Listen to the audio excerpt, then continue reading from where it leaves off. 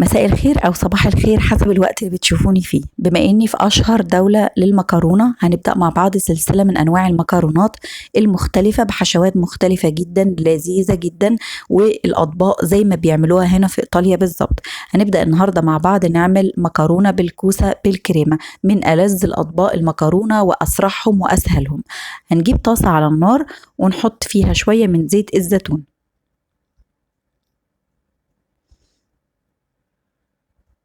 وبعدين فص توم نضغط عليه كده يا دوبك ينشق كده الفص الثوم، ما نهرسوش خالص. وبعدين لما يعني يبدأ تشمي ريحة الفص الثوم كده، حطي الكوسة دي حوالي 3 أو 4 وحدات من الكوسة، قطعتهم بالشكل ده. ونهدي النار ونحط شوية من الملح والفلفل عشان الكوسة ما تاخدش لون معايا، أنا عايزاها تدبل بس. وأغطيها دقيقتين 3 بالظبط. وبعد ما دبلت معايا الكوسة بالشكل ده، هنجيب كريمة الطبخ. أنا هاخد الكمية كلها، هي حوالي 200 ملي. الطبق ده أو الكمية دي عملوا معايا 3 أطباق حلوين، يعني مش شوية صغيرين، لا عملوا 3 أطباق كويسين. وحطيت كمان ورقتين من الريحان الفريش، بيديها طعم وريحة بجد تحفة. وأقلب كده كويس قوي. وعندي هنا المية بتاع المكرونة. قبل مية المكرونة لو عايزة تديها طعم حلو قوي، حطي معلقة من الزبدة.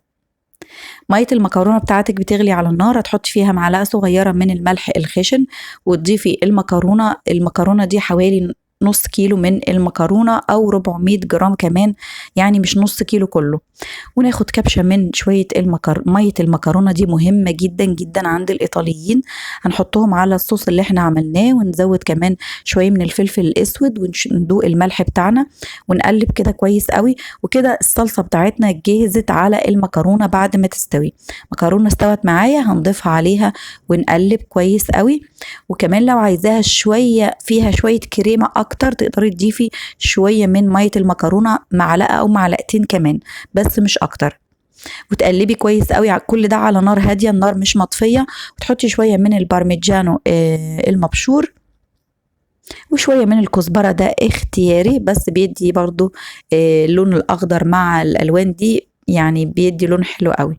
وكده خلصت معايا طبق المكرونه، عملته في اقل من ربع ساعه، والمكونات بتاعته بسيطه جدا وسهله. حطي شويه فلفل اسود من فوق كده على الطبق، وشويه كزبره وشويه بارميجانو، ويبقى معاكي طبق من ألذ واحلى طبق مكرونه اكلتيه. وكمان ولاد كتير ما بيحبوش الكوسة، تقدري تعمليها لهم بنفس الطريقة دي، هتعجبهم جدا.